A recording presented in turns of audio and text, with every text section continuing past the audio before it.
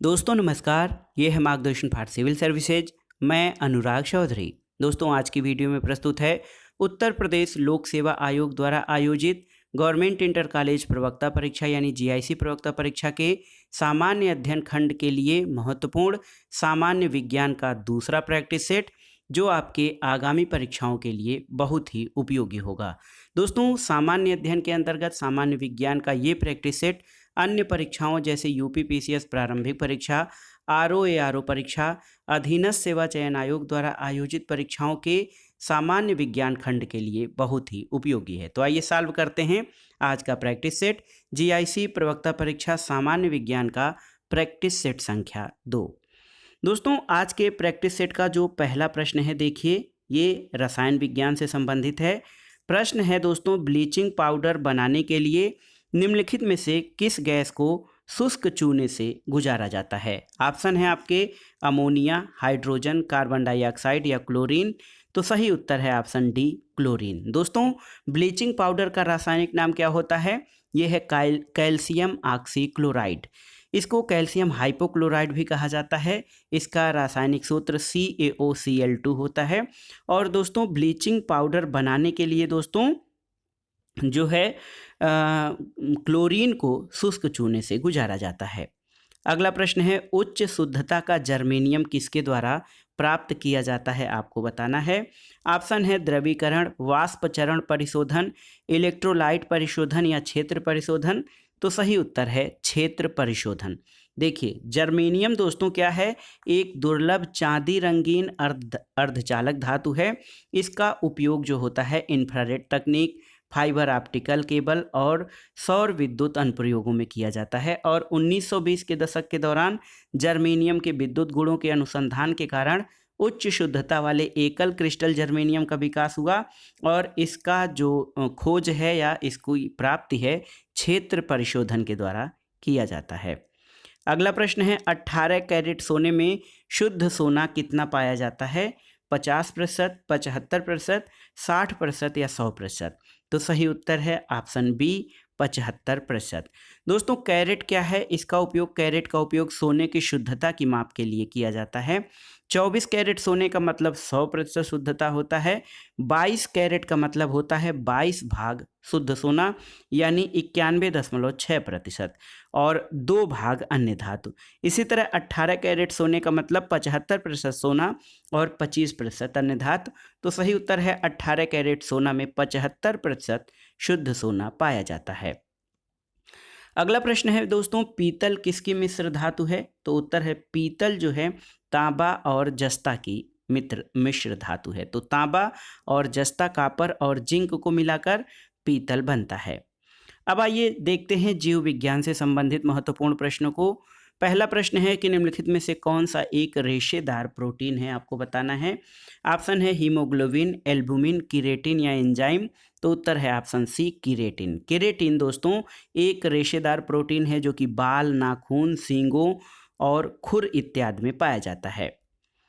अगला प्रश्न है, हमारे शरीर में त्वचा की सतह के नीचे मौजूद वसा किसके विरुद्ध अवरोधक का कार्य करती है? तो उत्तर है दोस्तों शरीर से ऊष्मा की क्षति। तो देखिए हमारे शरीर में त्वचा के नीचे वसा होती है या फैट होता है जो शरीर से वसा की क्षति के विरुद्ध अवरोधक का कार्य करता है। अगला प्रश्न है कि एक स्वस्थ मनुष्य में रक्त की औसत मात्रा कितनी होती है? आपको बताना है। तो सही उत्तर है 5 से 6 लीटर।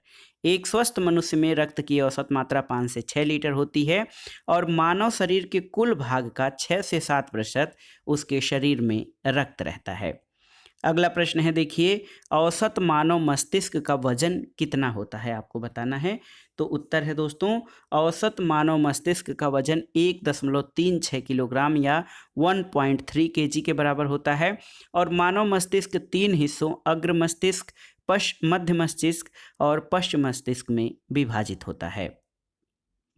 अगला प्रश्न है, सूची 1 का सूची 2 से सुमेलन करना है और दिए गए कूट के आधार पर सही उत्तर का चयन करना है आपको। तो देखिए दोस्तों किस प्रकार से सूची 1 सूची 2 का सुमेलन करेंगे। इसमें विटामिन बी वन को दोस्तों देखिए थायमिन कहा जाता है। विटामिन B2 को राइबोफ्लेविन कहा जाता है। विटामिन B6 जो होता है पायराडॉक्सिन, इसको पायरिडॉक्सिन कहा जाता है, और विटामिन B12 को साइनोकोबाल्मिन कहा जाता है। तो सही उत्तर, सही सुमेलन हो जाएगा ऑप्शन डी, ए का तीसरा, बी का चौथा, सी का पहला और डी का दूसरा। अगला प्रश्न देखते हैं दोस्तों, यहाँ पर मानव रुधिर में या मानव रक्त में कोलेस्ट्रॉल का सामान्य स्तर कितना होता है आपको बताना है। तो सही उत्तर है मानव रुधिर में कोलेस्ट्रॉल का सामान्य स्तर 180 से 200 mg% होता है। तो इसका स्तर अगर जो 200 mg% से ज़्यादा हो जाता है तो ये धमनियों पर जमा हो जाने लगता है, इसको एथेरोस्क्लेरोसिस कहा जाता है।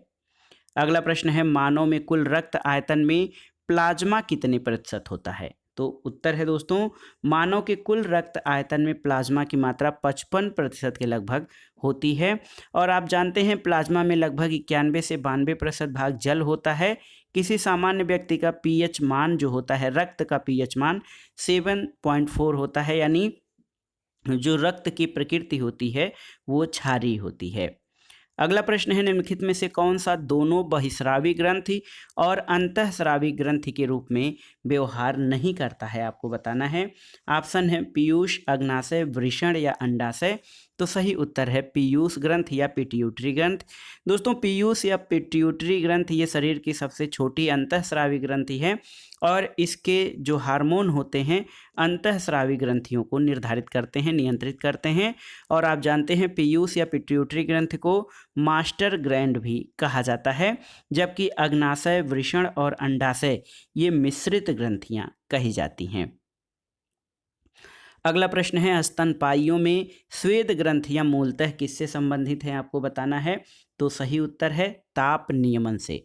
स्वेद या जो पसीना होता है, पसीने की ग्रंथियां, ये स्तनधारियों के ताप नियंत्रण से संबंधित होती हैं। अगला प्रश्न है आपको बताना है कि पृथ्वी पर विशालतम जीवित पक्षी कौन सा है। ऑप्शन है ईमू, शुतुरमुर्ग, एल्बेस्ट्रास या साइबेरिया इसारस।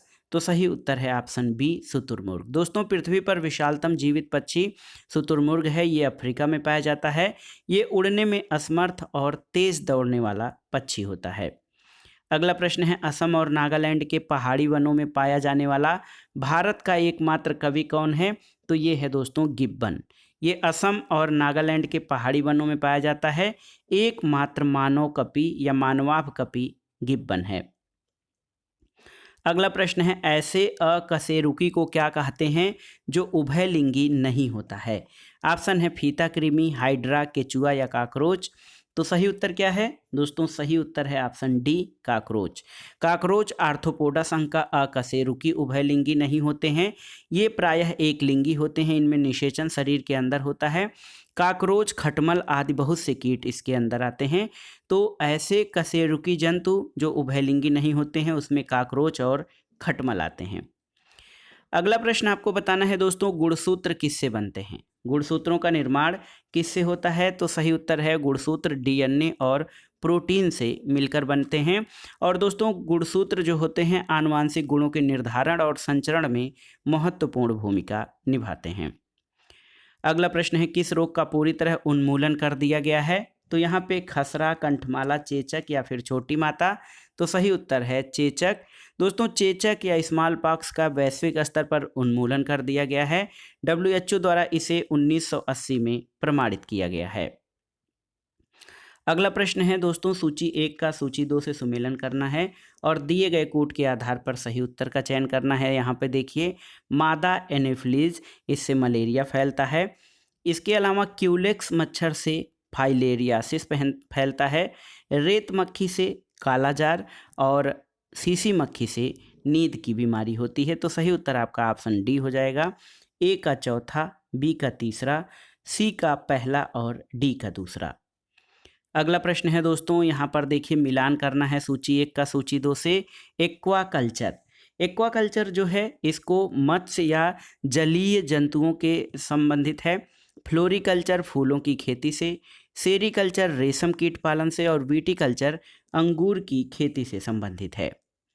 अगला प्रश्न आइए देखते हैं, ये है दोस्तों करक्यूमिक किससे पृथक किया जाता है। करक्यूमिक ऑप्शन है लहसुन, हल्दी, सूरजमुखी या गुलाब।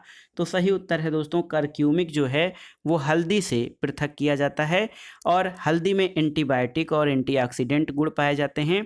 हल्दी का वानस्पतिक नाम करक्यूमा लौंगा है। अगला प्रश्न है सूची 1 का सूची 2 से मिलान करना है। यहाँ पर देखिए दोस्तों क्लोरोफिल। क्लोरोफिल प्रकाश संश्लेषण के लिए महत्वपूर्ण पिगमेंट है जो कि हरे रंग का होता है। नास्टाक, नास्टाक क्या है? ये डाई एजोट्राफ होता है। और वाष्पोत्सर्जन, ये पादप सतह से पानी की कमी में सहायक होता है या वाष्पोत्सर्जन। और गेहूं का कीट जो है ये पादप रोग है। तो सही उत्तर क्या हो जाएगा? सही उत्तर ऑप्शन डी हो जाएगा इसका मिलान वाले का। अगला प्रश्न दोस्तों, निम्नलिखित में से कौन जैव निम्नीय या बायोडिग्रेडेबल नहीं है? आपको बताना है। शीशा, रुई और कागज। तो दोस्तों सही उत्तर है ऐसे प्रदूषक जो सूक्ष्मजीव जैसे जीवाणु आदि के द्वारा समय के साथ प्रकृति में सरलता से हानिरहित तत्वों में विघटित हो जाते हैं, उनको जो है बायोडिग्रेडेबल कहा जाता है। जबकि रुई, कागज इसके अंतर्गत आते हैं। शीशा दोस्तों, शीशा केवल ऑप्शन 1 जो है ये आपका जैव निम्नीकरणीय नहीं है। अगला प्रश्न है ग्रीन हाउस गैसें जैसे नाइट्रस ऑक्साइड और मीथेन पैदा करने की सबसे अधिक संभावना किस जीव से की जा सकती है? ऑप्शन देखिए कवक, केचुआ, जीवाणु या हरे पौधे। तो सही उत्तर है जीवाणु। जीवाणु से इसलिए क्योंकि ग्रीन हाउस गैसों तथा नाइट्रस ऑक्साइड और मीथेन पैदा करने की सबसे अधिक संभावना जीवाणुओं से होती है। अगला प्रश्न है दोस्तों BOD किसका असंक्षिप्त रूप है? तो सही उत्तर है बायोलॉजिकल ऑक्सीजन डिमांड, यानी BOD का फुल फॉर्म होता है बायोलॉजिकल ऑक्सीजन डिमांड। और दोस्तों ये बायोलॉजिकल ऑक्सीजन डिमांड ये जल प्रदूषण का सूचक होता है। अगला प्रश्न है जैव उर्वरक कौन सा है? ऑप्शन है यूरिया, एजोस्पिरिलम, कंपोस्ट और यूरिया या सुपर फास्फेट।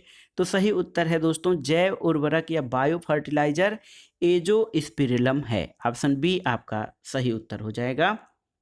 दोस्तों एक जैव उर्वरक जो है जीवित सूक्ष्मजीवों से युक्त पदार्थ होता है और जैव उर्वरक नाइट्रोजन स्थिरीकरण की प्राकृतिक प्रक्रिया के द्वारा पोषक तत्वों की प्राप्ति या संयोजन कराते हैं।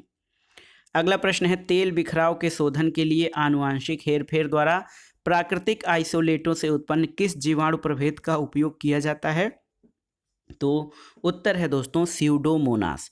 ये स्यूडोमोनास क्या करते हैं दोस्तों? स्यूडोमोनास समुद्र में फैले तेल को हजम कर लेते हैं और अमेरिका में कार्यरत भारतीय मूल के वैज्ञानिक डॉक्टर आनंद चक्रवर्ती ने स्यूडोमोनास नामक जीवाणु की एक नई प्रजाति विकसित की है।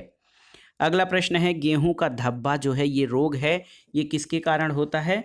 तो उत्तर है गेहूं का धब्बा अस्टिलेगोट्रिटिसी के कारण होता है और अस्टिलेगोट्रिटिसी एक पादप रोगाणु है। गेहूं का धब्बा या गेहूं में इस्मट जो है उसका कारण एक कवक होता है। अगला प्रश्न है बेरिएट्रिक सर्जरी किसी व्यक्ति में किस में परिवर्तन लाती है? आपको बताना है। तो उत्तर है पाचन तंत्र। दोस्तों बेरिएट्रिक सर्जरी किसी व्यक्ति के अत्यधिक मोटापे को कम करने के लिए की जाती है और इस सर्जरी में व्यक्ति के पाचन तंत्र जैसे आमाशय और छोटी आंत पर सर्जिकल प्रक्रिया अपनाई जाती है। अगला प्रश्न है जंतु कोशिका पादप कोशिका से भिन्न होती है क्योंकि उसमें क्या होता है? तो देखिए जंतु कोशिका पादप कोशिका से किस प्रकार भिन्न होती है? जंतु कोशिका में केवल प्लाज्मा होता है, प्लाज्मा झिल्ली से घिरी होती है।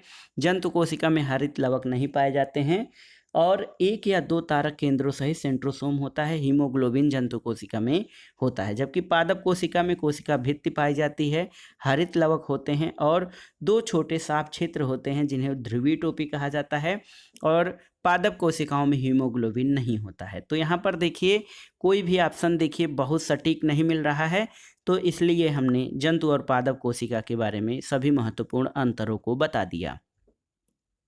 अगला प्रश्न है कोशिका भित्ति रहित समस्त बहुकोशिकी यूकैरियोटिक जीवों को आप किस जगत में रखेंगे? तो सही उत्तर है कोशिका भित्ति रहित समस्त बहुकोशिकी यूकैरियोटिक जीवों को दोस्तों जंतु या एनिमेलिया वर्ग में शामिल किया जाता है। अगला प्रश्न है किस मानवांग में सर्वाधिक कोलेस्ट्रॉल उत्पादित होता है? तो सही उत्तर है यकृत यानी लीवर। दोस्तों कोलेस्ट्रॉल का सर्वाधिक उत्पादन यकृत में होता है और यकृत से पित्त स्रावित होता है। पित्त में कोलेस्ट्रॉल, लिसाइथिन आदि पदार्थ पाए जाते हैं। अगला प्रश्न है साइनोवियल। साइनोवियल द्रव्य किसमें पाया जाता है आपको बताना है। तो उत्तर है साइनोवियल द्रव्य जो है ये जोड़ों में यानी जॉइंट्स में पाया जाता है। और अगला प्रश्न है जीव विज्ञान की दृष्टि से शरीर के सभी प्रकार के उद्दीपनों का ग्रहण किस तंत्र के द्वारा होता है? तो सही उत्तर है ये तंत्रिका तंत्र के द्वारा होता है। दोस्तों 104 का ऑप्शन सी आपका सही उत्तर है। किसी भी प्रकार की बाह्य और आंतरिक उद्दीपनों को ग्रहण करके उसके जो है अनुसार प्रतिक्रिया उत्पन्न करता है तंत्रिका तंत्र। अगला प्रश्न है दोस्तों मनुष्यों में एक अम्लीय माध्यम निर्मित करता है जो एंजाइम पेप्सिन के कार्य को सुगम बना देता है। तो कौन सा अम्ल मनुष्यों में अम्लीय माध्यम निर्मित करता है? तो ये दोस्तों होता है हाइड्रोक्लोरिक एसिड यानी HCl। मनुष्यों के आमाशय में भोजन के पाचन के दौरान हाइड्रोक्लोरिक अम्ल का स्राव होता है जो कि अम्लीय माध्यम प्रदान करके आमाशय में पाए जाने वाले प्रमुख पाचक एंजाइम पेप्सिन के कार्य को सुगम बनाता है। अगला प्रश्न है मुख्य रूप से कौन सी रक्त वाहिकाएं हमारे शरीर के विभिन्न भागों से हृदय तक रक्त का वहन करती हैं? तो देखिए शिरा या विंस जिसको कहा जाता है। दोस्तों शिराएं जो होती हैं ऑप्शन ए आपका सही उत्तर है। शिराएं हमारे शरीर के विभिन्न भागों से हृदय तक रक्त ले जाती हैं और धमनियां जो होती हैं वो हृदय से शरीर के अन्य भागों में रक्त लाती हैं। अगला प्रश्न है दोस्तों SARS यानी सार्स का पूर्ण रूप क्या है?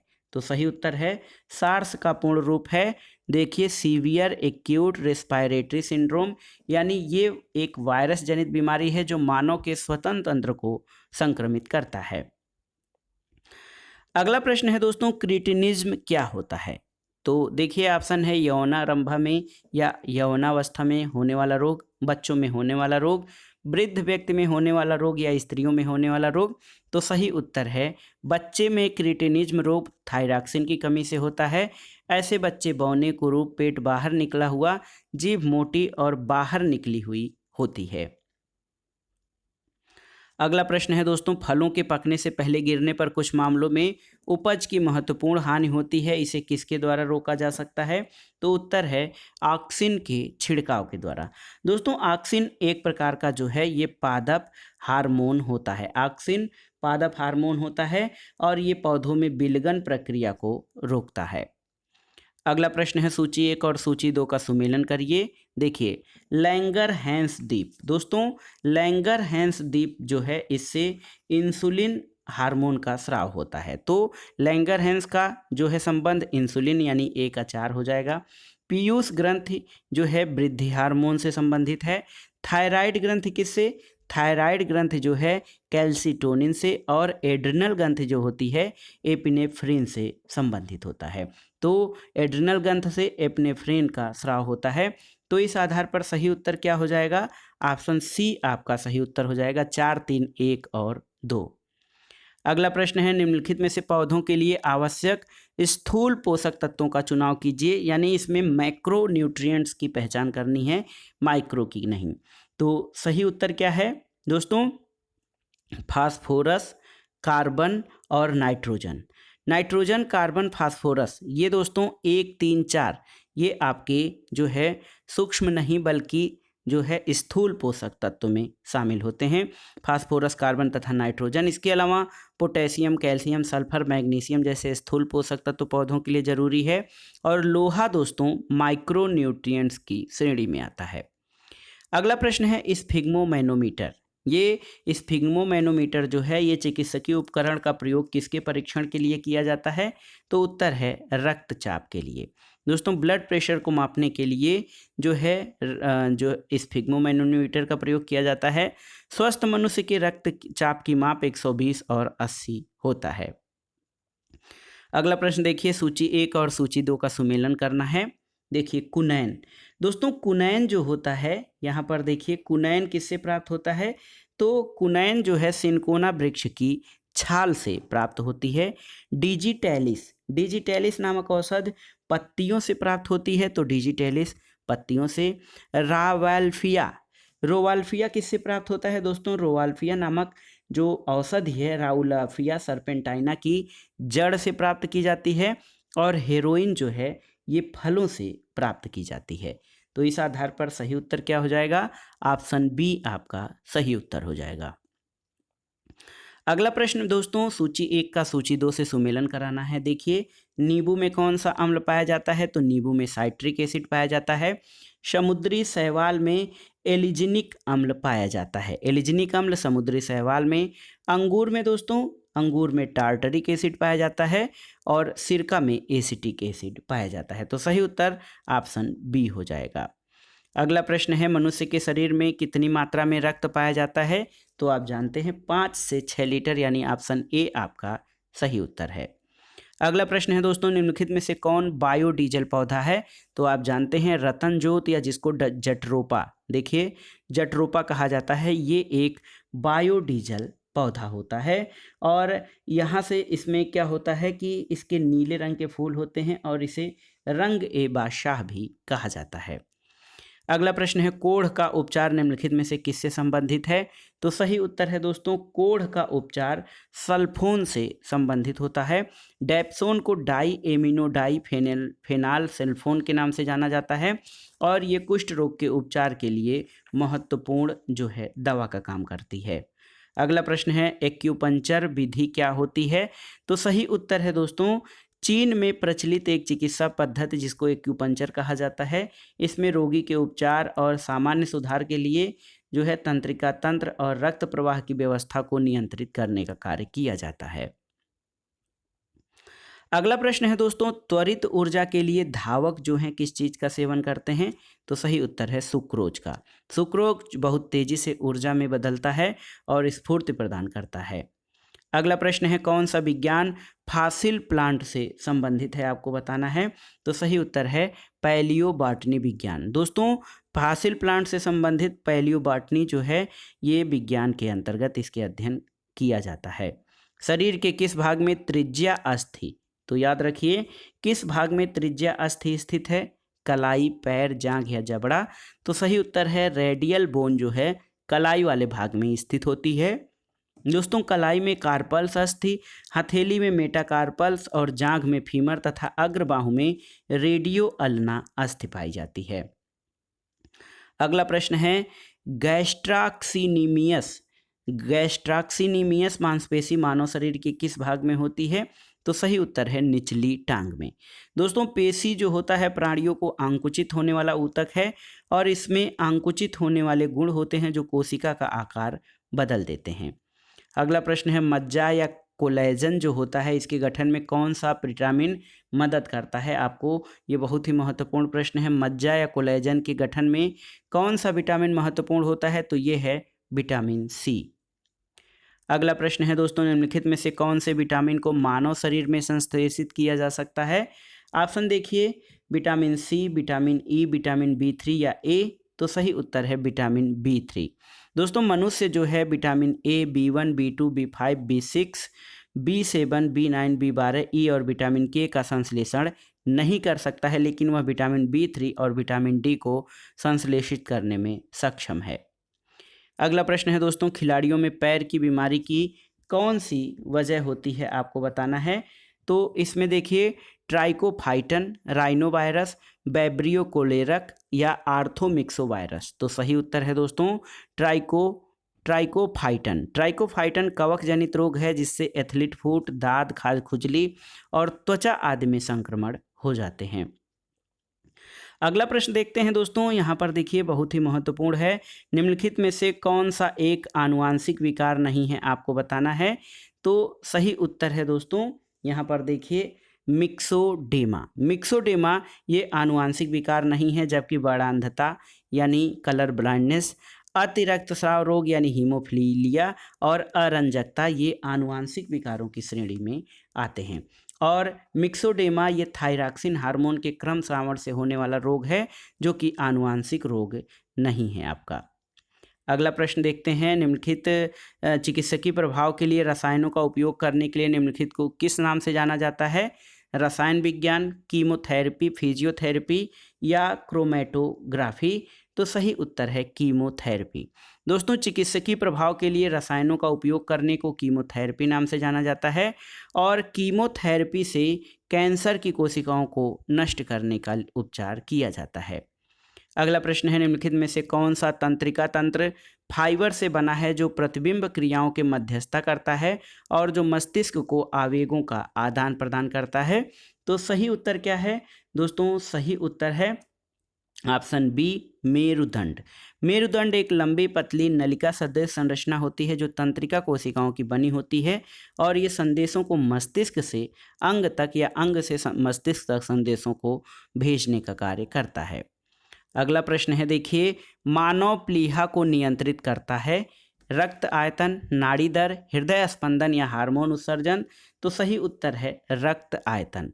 मानव प्लीहा में रक्त पुरानी और टूटी हुई कोशिकाओं को नष्ट करके रक्त के आयतन या मात्रा को नियंत्रित करता है और इसमें उपस्थित श्वेत रक्त कणिकाएं रोगों से प्रतिरोधकता भी प्रदान करती हैं। अगला प्रश्न है, मूत्र का असामान्य घटक कौन सा है? तो सही उत्तर है दोस्तों, मूत्र का असामान्य घटक एल्ब्यूमिन है। मूत्र हल्का अम्लीय होता है और यूरोक्रोम की उपस्थिति के कारण, याद रखिए, इसका रंग हल्का पीला होता है।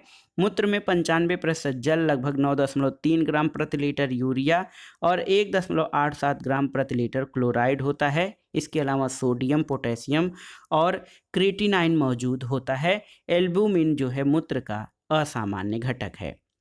अगला प्रश्न है, वसा में घुलनशील विटामिन कौन सा नहीं है? तो देखिए, वसा में घुलनशील विटामिन, इसमें आपका विटामिन बी और सी नहीं है। जल में घुलनशील विटामिन, तो देखिए जल में जो घुलनशील विटामिन है वो हैं बी और सी। इसके अलावा वसा में एडेक यानी ए, डी, ई और के, एडेक विटामिन जो है ये वसा में घुलनशील है और जल में बी और सी होते हैं। अगला प्रश्न है दोस्तों, यहाँ पर देखिए, किसमें प्रचुर मात्रा में विटामिन, खनिज, beta carotene, vitamin C, folate, iron, magnesium, carotenoid, phytochemical और एंटीऑक्सीडेंट पाए जाते हैं? ऑप्शन है दुग्ध उत्पाद, बेरी, गहरे रंग के पत्तेदार साग या साबुत अनाज? तो सही उत्तर है ऑप्शन सी, गहरे रंग के पत्तेदार साग। दोस्तों, गहरे रंग के जो पत्तेदार साग होते हैं इसमें जो है रोग से लड़ने वाला सर्वोत्तम आहार है। इनमें प्रचुर मात्रा में विटामिन, खनिज, beta carotene, vitamin C, folate, iron, magnesium, carotenoid, phytochemical और एंटीऑक्सीडेंट पाए जाते हैं। अगला प्रश्न है, भ्रूण के किस चरण में शरीर के सभी अंगों की पहचान की जा सकती है? ऑप्शन देखिए, जाइगोट, एम्ब्रियो, फीटस या ओवम? तो सही उत्तर है फीटस। दोस्तों, भ्रूण के फीटस चरण में शरीर के सभी अंगों की पहचान की जा सकती है और भ्रूण के विकास के तीसरे माह से जन्म तक के समय को फीटल पीरियड कहा जाता है। अगला प्रश्न है, सूची 1 का सूची 2 से मिलान करना है। तो यहाँ पर देखिए, ओटाइटिस जो दोस्तों हैं ये कान से संबंधित है। इसके अलावा इंसेफ्लाइटिस ये दिमाग से यानी मस्तिष्क को प्रभावित करता है। दोस्तों, लेरिंगाइटिस क्या है? ये गले को प्रभावित करता है और हेपेटाइटिस यकृत यानी लीवर से संबंधित व्याधि है। तो सही उत्तर क्या हो जाएगा? सही उत्तर आपका ऑप्शन डी हो जाएगा। यहाँ पर देखिए 2, 4, 1 और 3। अगला प्रश्न है, निम्नलिखित में से कौन पादप वृद्धि निरोधक हार्मोन होता है? तो उत्तर है एस्बिसिक अम्ल। यहाँ पर देखिए, एस्बिसिक अम्ल जो है ये एथिलीन, एस्बिसिक अम्ल और एथिलीन ये पादप वृद्धि निरोधक हार्मोन है, जबकि ऑक्सिन, जिबरेलिन और साइटोकाइनिन ये पौधों की वृद्धिवर्धक हार्मोन हैं। अगला प्रश्न है, मानव शरीर में पाई जाने वाली सबसे छोटी अंतःस्रावी ग्रंथि कौन सी है? ऑप्शन है पीनियल, अग्नाशय, थाइमस या पीयूष? तो सही उत्तर है पीयूष या पिट्यूटरी ग्रंथ, जिसको मास्टर ग्लैंड कहा जाता है। ये मानव शरीर में सबसे छोटी अंतःस्रावी ग्रंथि है। अगला प्रश्न है, इनमें से किसका प्रयोग दुग्ध परिरक्षक या मिल्क प्रिजर्वेटिव के रूप में किया जाता है? ऑप्शन देखिए, वैनेडियम, ऑक्सीटोसिन, बेंजोइक अम्ल या फिर पिक्रिक अम्ल? तो सही उत्तर है बेंजोइक एसिड। दोस्तों, दूध परिरक्षक के रूप में बेंजोइक अम्ल, फार्मालिन और सैलिसिलिक अम्ल का प्रयोग किया जाता है। अगला प्रश्न है, तेल तथा वसा की गंदगी दूर करने में किस एंजाइम को लॉन्ड्री डिटर्जेंट के रूप में प्रयोग किया जाता है? ऑप्शन है रेनिन, लाइपेज, लैक्टेज या एमाइलेज। तो सही उत्तर है लाइपेज। दोस्तों, जैव उत्प्रेरक के रूप में एंजाइम जो होते हैं औद्योगिक जैव प्रौद्योगिकी के प्रमुख आधार हैं, और लॉन्ड्री डिटर्जेंट के रूप में जैव उत्प्रेरक के रूप में अनेक एंजाइमों का प्रयोग किया जाता है। अगला प्रश्न है, देखिए यहाँ पर, मांसपेशी और अस्थि को जोड़ने वाले को जो है क्या कहा जाता है, यानी मांसपेशी और अस्थि को जोड़ने का कार्य कौन करता है? तो सही उत्तर है टेंडन। देखिए ऑप्शन ए आपका सही उत्तर है। मांसपेशी और अस्थि को जोड़ने वाले को टेंडन कहा जाता है, जबकि अस्थि से अस्थि को जोड़ने वाले को लिगामेंट कहा जाता है। तो टेंडन जो है ये मांसपेशी को अस्थि से जोड़ता है और लिगामेंट हड्डी को हड्डी से जोड़ता है। अगला प्रश्न है कि निम्नलिखित तथ्यों में से कौन सा सही नहीं है? एंटीबॉडीज। दोस्तों, एंटीबॉडीज को एल्ग्लूटिनिन्स भी कहा जाता है, ये सही है। एंटीबॉडीज रुधिर, प्लाज्मा या सीरम में पाया जाता है, ये भी सही है। एंटीबॉडीज आरबीसी में संश्लेषित गामा ग्लोब्यूटिन प्रोटीन के रूपांतरण के फलस्वरूप संश्लेषित होता है, सही नहीं है। एंटीबॉडीज शुद्ध प्रोटीन के रूप में होते हैं, तो ये सही है। तो दोस्तों, सत्य कथन नहीं है, ऑप्शन सी। अगला प्रश्न और सामान्य विज्ञान के इस दूसरे भाग का अंतिम प्रश्न है कि निम्नलिखित में फेफड़ों के बारे में क्या सत्य नहीं है, आपको बताना है। फेफड़ों तक अशुद्ध रक्त फुफ्फुस धमनी द्वारा पहुंचाया जाता है, ये सही है।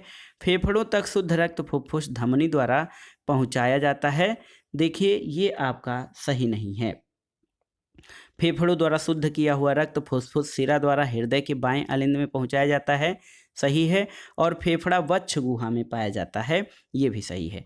दोस्तों देखिए, फेफड़ों तक शुद्ध रक्त फुफ्फुस धमनी द्वारा नहीं पहुंचाया जाता, बल्कि फेफड़ों द्वारा शुद्ध किया हुआ रक्त फुफ्फुस शिरा के द्वारा, ये फुफ्फुस धमनी द्वारा नहीं बल्कि फुफ्फुस शिरा के द्वारा हृदय के बाएं अलिंद में पहुंचाया जाता है।